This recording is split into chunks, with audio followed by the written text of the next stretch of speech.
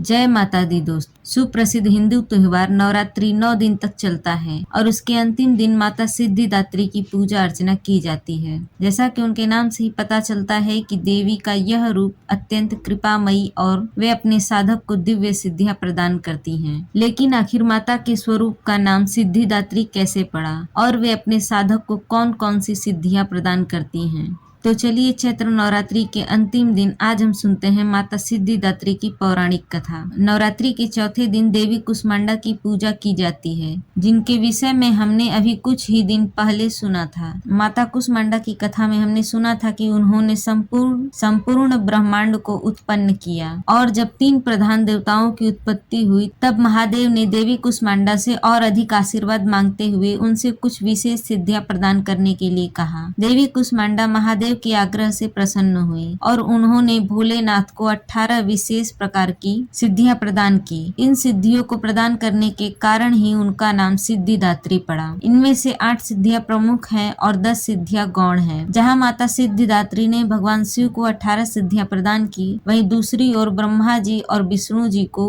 उन्होंने 8 प्रमुख सिद्धियां प्रदान की, जिन्हें अष्ट सिद्धियों के नाम से भी जाना जाता है। इसके पश्चात एक बड़ी अलौकिक घटना हुई। भोलेनाथ महादेव का आधा शरीर माता सिद्धिदात्री के आधे शरीर से एक हो गया और इसी कारण भोलेनाथ का एक और नाम अर्धनारीश्वर पड़ा, यानी जिनका आधा शरीर नारी का हो और आधा शरीर पुरुष का। तो अब हम आपको बताते हैं अष्ट सिद्धि। पहली सिद्धि है अणिमा, यानी कि परमाणु जितना छोटा बनने की क्षमता। दूसरी सिद्धि है महिमा, यानी कि असीम रूप से बड़ा बनने की क्षमता। तीसरी सिद्धि है गरिमा, यानी कि असीम रूप से भारी बनने की क्षमता। चौथी सिद्धि है लघिमा, यानी कि अत्यंत प्रकाशमान बनने की क्षमता। 5वीं सिद्धि है प्रति, यानी कि सर्वव्यापी बनने की क्षमता। 6ठी सिद्धि है प्रकाम्य, यानी कि किसी भी इच्छा को पूरा करने की क्षमता। उसके बाद है ईशित्व, यानी कि आधिपत्य स्थापित करने की क्षमता। और 8वीं सिद्धि है वशी वाली, यानी कि सभी को जीतने की क्षमता। माता सिद्धिदात्री देवी लक्ष्मी के समान ही कमल आसन पर विराजमान रहती। उनकी 4 भुजाएं हैं, शंख, चक्र, गदा और कमल का फूल धारण कर। देवी सिद्धिदात्री लाल रंग का वस्त्र धारण करती हैं। क्योंकि यह देवी अलौकिक सिद्धियां प्रदान करने वाली हैं, इसीलिए इनकी पूजा भौतिक जगत में रहने वाले देवी देवता, गंधर्व, ऋषि, मुनि और राक्षस भी करते हैं। मां सिद्धिदात्री देवी सरस्वती का ही रूप मानी जाती हैं। इनकी पूजा करने से सभी कार्य सिद्ध हो जाते हैं और मोक्ष की प्राप्ति होती है।